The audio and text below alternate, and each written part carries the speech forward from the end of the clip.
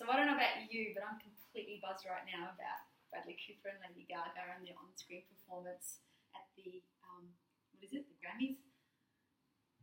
And there's all this speculation about, well, who are they? Who are they together? Are they in love? Are they doing it? What's going on? I want to explore it a little bit from the perspective of soul relationships. What I do know, and only in truth Bradley Cooper and Lady Gaga know what's going on, but what I do know about the soul is this, is that in every human soul we have places where we are willing to go to, places that we're willing to embody in our personality and in our lives. So here's a human soul, and here's the yes, right, in the human soul. But here is the no. This is the wounded self, the wounded part, the part that says, don't go there, too much, too intense, too soon. The disowned self is another way of explaining it. So here's our conscious self, our ego, and our also unconscious self, where pain body sits. So we have our yes places and our no places. Now here's a soul, let's just say, let's just call it two souls. And here's this person's yes and this person's no. That makes sense, doesn't it? Yes. So in codependence, what happens is these no places, or if you like, the wounded self, they give off a frequency or an energy or an electricity, if you like, that draws these two people together. And this is often where romantic love comes from. So we have a chemistry, clearly, a chemistry that attracts us to other people. And there's other factors that are involved in this chemistry as well, and that that can include physical looks and sexual attraction also comes into that place. So here we go, two souls drawn together by chemistry, and that's how pretty much nearly everyone on the planet understands relationships these days. It's about chemistry. So what I'm really interested in this kind of little story is that in the movie we had Ali and Jack, right? So I think it was ALY and Jack. So here's Ali's soul, and here's the places where Ali says yes to. Right? So here's her yes, it's a big yes. She said yes to being loved. So Ali said yes to love, and she had the love of her family, she had the love of her father's workmates. She was just totally surrounded by love. But what Ali said no to was being seen.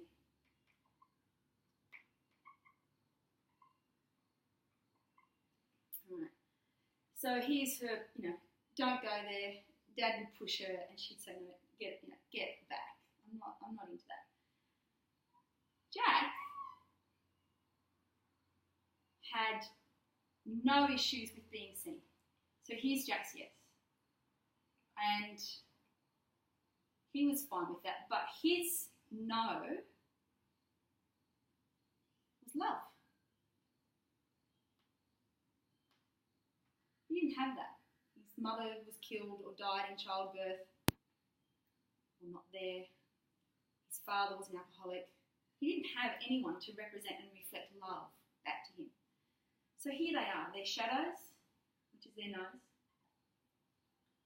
and their love, and their light, which is their yes. They met.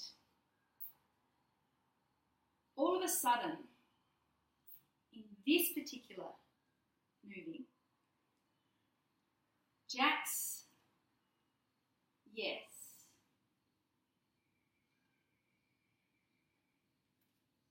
shadowed brought light to Ali's no. So all of these parts of Jack now infiltrate the parts in Ali's soul that said no. So she automatically, that part of her was always alive, that part of her being seen, but she had no permission. So Jack had permission. All of a sudden now, in what I call and know as the third energy, permission was given for that part of Ali to shine. So her no then becomes a yes. And what happens is Ali gets to experience a fuller version of herself because her no automatically becomes a yes with this third energy. You might say, well, what's the third energy? Go back to the first diagram. In codependence, we have the chemistry, we have the attraction, the law of attraction is really strong. But what we don't have is the third energy, which what I call source creative energy or divine force. So in this particular structure, our wounded cells keep triggering our wounded cells. And they go back and forward, back and forward. In this paradigm, this third energy comes in, which I'd like to call source creative energy. And it mirrors the shadow, it mirrors the no for sure, but it also brings the two souls that are relating into a shared field, or what I like to call, I call it the field. Is this making sense?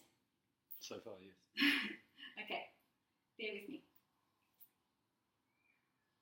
In Ali's story, she needed to. You see this part here, this no? Mm-hmm. What is this no? What do you reckon that is?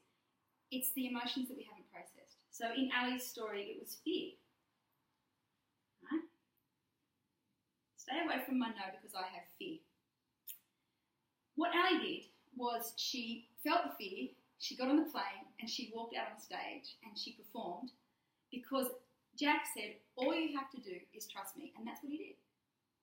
So Ali processed her causal wound, which was fear, and her no became a yes. And now Ali's becomes more of who she actually is. And this no is no longer there. We don't have that anymore. So hers was a love story. Hers was a success story, for sure. However, Jack, in his no, what do you think was underlying his no? And that, clearly there was alcoholism. Was his shame. Jack's causal wound was shame. And in order to protect Ali from his shame, rather than Jack just feeling his shame and processing it exactly like Ali processed her fear, he then collapsed in shame and collapsed into the shame. And I'm not going to tell you what happens at the end of the movie, but he wasn't able to process his shame. He couldn't go there. Because his love for Ali was so great. Okay, so what's really interesting about this story is that Stephanie, I'm calling her Stephanie for a reason. Her no, and I've watched as many YouTube clips as I can about her career and her history, but in her career, she always wanted to be an actress, and she trained as that, and she studied as that. So that was her desire, but for whatever reason she couldn't get in there. So that part of her was not alive, not activated, not functioning in the world. She became a rock star instead, and so she operated from her yes, which is not a bad outcome. Bradley, on the other hand, had a secret rock star inside him. So he was really comfortable with his acting. He had a big yes in his acting and his film career. She had a big yes in her music career. The two of them came together. And just like Ali and Jack, exactly the same. Ali's no became a yes, and Stephanie's no became a yes. She became an actress. Bradley's no became a yes. He became a musician. How the fuck did that happen? How did that happen? Just like that. And as she said, no other person could have held the space for her to become an actress. No other person could have done it. They did it because they had a shared field. And what I call the third energy. So the third energy was present in this union. The Holy Trinity, it's been called, or Father, Son, Holy Spirit. It's not quite right. The masculine, the feminine, and the Holy Spirit, otherwise known as a divine union. Now, what happens next?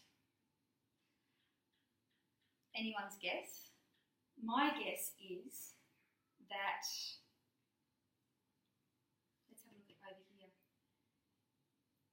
Ali's shadow, the reason why she's called Lady Gaga is because it's an alternative self, it's a persona. In truth, her name is Ali, and she has shadow. And my feeling is it's a self-worth issue.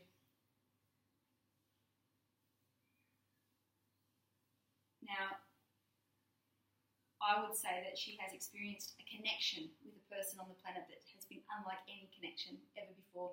And quite quickly, she ended the relationship with her partner, which was operating from this field. Because once you have an experience of this, you can't go back. Bradley's no, right now, or Bradley's shadow self, if you like, is a feeling, is confusion. Because he's also going, wow, that experience was phenomenal. It was a divine experience. It may never happen again. But she gave a yes to his no, and he gets to experience a wholer sense of himself, and she gets to experience a wholer sense of herself. And the question is, are they soulmates? I'm going to let you answer that for yourself. And let's just see what happens.